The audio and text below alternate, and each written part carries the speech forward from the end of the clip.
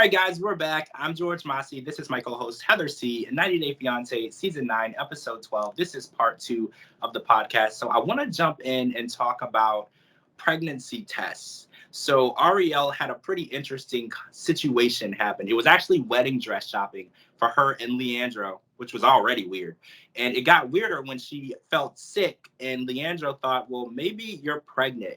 And since Biniam can't drive, the two guys had decided to drive to the drugstore and get her a pregnancy test. And a conversation happened on the way there that sparked some doubt in everyone's mind, because Biniam revealed that he would like to have 10 children. And he was under the impression that Ariel would also like 10 children. And that confused me because I've never met a woman in my life who had an aspiration of having 10 children, all that she had herself. So Leandro knew right away that that wasn't the case. And it's really making you wonder, do they really know the core values of who they are? Like, does Biniam really understand Ariella as a person? Because we've been watching her for years and none of us understand her. So we're just wondering, where is this going? Because if he thinks that she's going to give him 10 kids and they've never had this conversation, how strong is this foundation? The whole situation is weird. I mean, the fact she's really close with her ex, which, there's a lot of people that are, so I'm not going to say that, that's like the weirdest, situation, but like, she's like, well, I don't care how my actions are going to make you feel as long as I'm happy, and I can look at her and tell that she wouldn't want 10 kids. So I don't know what makes Biniam think that she even looks like the type that would want to have that many kids. Not saying that she doesn't love Avi. Obviously she does. But she just doesn't look like the type that wants to sit around barefoot and pregnant her whole life. She looks like she wants to travel and do stuff. And, like when we see her, she's always like in the cultural outfits and, going to Ethiopia and trying the foods and just like enjoying life. I'm glad that he wants to be involved and be a dad and stuff like that, but I think they're definitely on two different pages. Well, yeah, 10 kids is a lot. And I guess in his culture, people don't really plan financially for children as much as we do here. And a lot of cultures actually in different countries, they don't plan as much financially as we do here. I mean, some people here don't plan financially. I don't want to say we all do.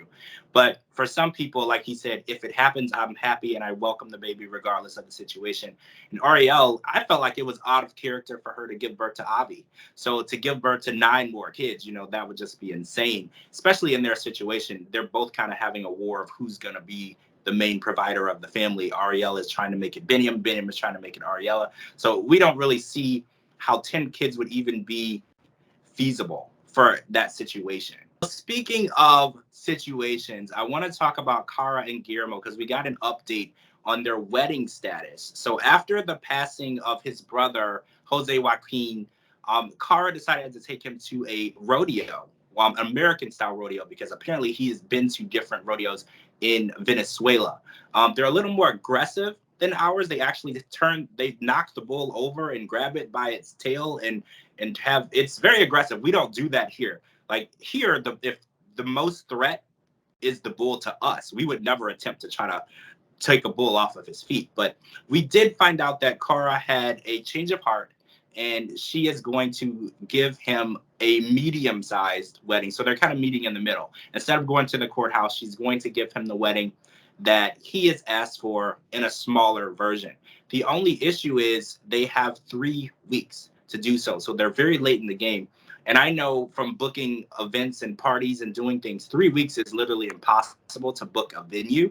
So I don't know exactly how they're going to pull this off. But she did compromise enough to give Guillermo what he wanted, and he's happy. And seeing the passing of his brother and seeing how short life is, I actually agree with the compromise. I mean, in the end, it's both of their weddings. So, like, her compromising, in my book, doesn't really, deserve a cookie because it's her celebration as well, I think it's kind of comical that these guys are more into the glitz and glamour than a lot of these females, You know, like they want their storybook wedding, and and the female is just kind of like, the courthouse is over there, That's kind of different to me. Normally we always see a bridezilla. I think that it's nice, but it's like in the same aspect, it's just kind of like, why not? You know what I mean? Like, you didn't want him to get the laptop that he wanted. You know what I mean? You're just kind of like, if that compromise is also for her as well. It's not just solely for him. I mean, I feel like she kind of throws him a bone every now and then because she says no, no, no, no, no. And then every now and then she throws in a yes. And that's how a lot of parents do with the kids. They always want candy or they want soda or they want to go outside. And it's usually no, but every now and then your mom will say yes. And you could have a candy bar, you could have soda, you can play outside. So I kind of feel like that's kind of the dynamic of their relationship. It's usually no, but if he nags me enough, he'll get his way. And I don't know how long that would last in a marriage. All right, so finally, I want to talk about a meeting between Shida and Shahida. So we did see briefly when Shida first arrived, she spent some time at the mosque with Bilal and his family, and Shahida was there, and she seemed less than interested in interacting. If you remember, she went over to her, introduced herself, and in less than a minute, Shahida decided that she needed to move on and go and do other things. But she gets a phone call from her randomly while Bilal is at work, and Shahida wants to have a conversation with her. And I felt that this would probably be a good bonding experience, but that's not what it was. This was a pretty aggressive conversation.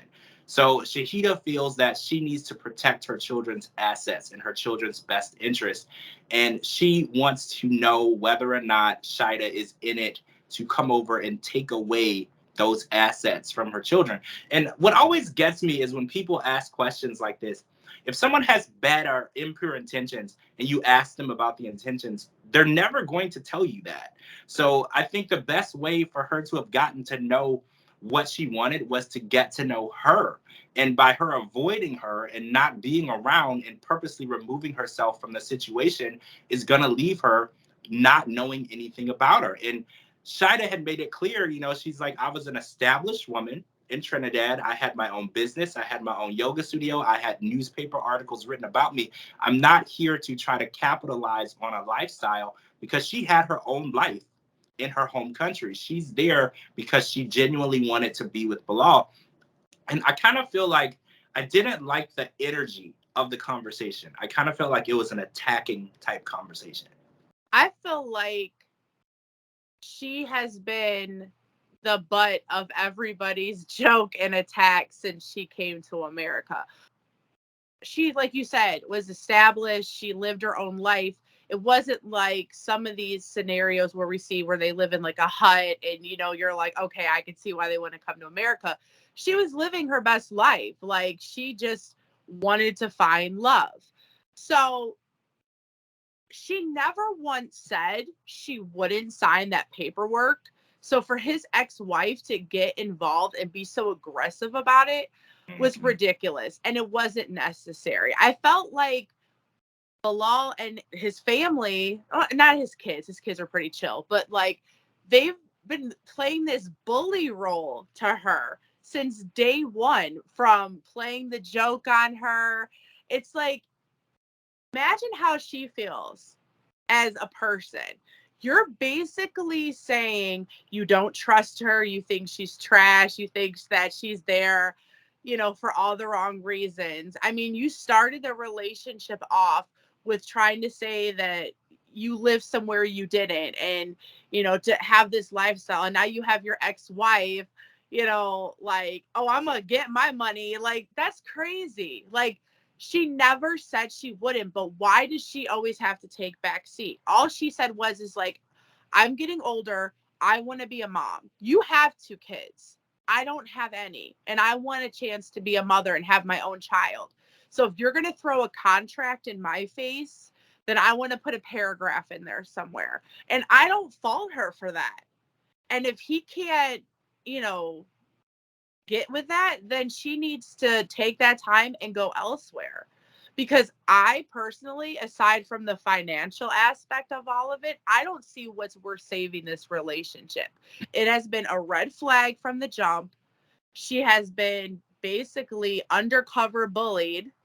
And to me, I don't see the worth in it. Go back home, live your best life, and find a man that will love you for you and treat you like a queen. I agree with you 100%.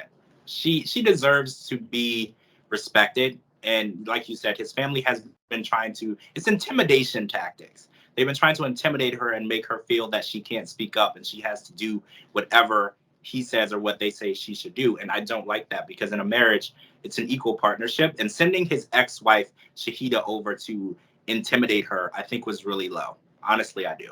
And can I just say this real quick? My thing is, when I thought they were going to do their meeting, I thought it was going to be about how she was with her children. Because you know how, like, the other woman, the ex-wife or whatever, they're normally real possessive with their children and they don't want no other woman involved. I thought she was meeting with her and being so aggressive because she didn't like that she was coming on strong to her children. Because Right. remember, she said she wanted them to call her mom or whatever. That's what I thought the meeting was going to be about, like Mama Bear coming to protect her own.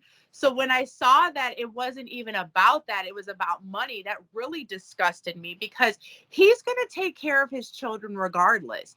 Even Right. if he marries her and she divorces him and she doesn't sign it and takes him, he's still going to take care of his kids because those are his kids. Right. And I think that it's crazy. She should respect her, because a lot of women come into relationships and they are rude to other people's children.